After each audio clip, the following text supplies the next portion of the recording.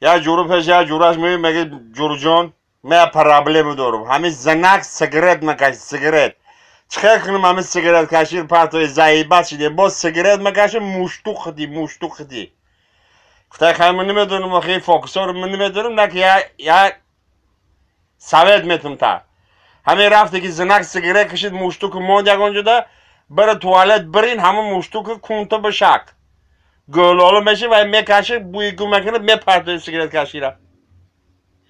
میگه خانه‌ش هم تنی میکنه یا 3 روز گون بشه روز 4 میگه جورو جان ایجی بیا چا کردی پدر و مادرت رحمت هم خیلی کدوم گفتگیات کدوم زنک سیگرت کشیر پرتوف نه که مادری تر خرگوه تا همون مشتو که هر بگه کنم دنه شکم خوام نه میبره ای بچه باز سیگرت مکشه مشتو خدی گفتم خیلی نمیدونم آخه فوکسور من نمیدونم نه که یا سواد میتونم تا.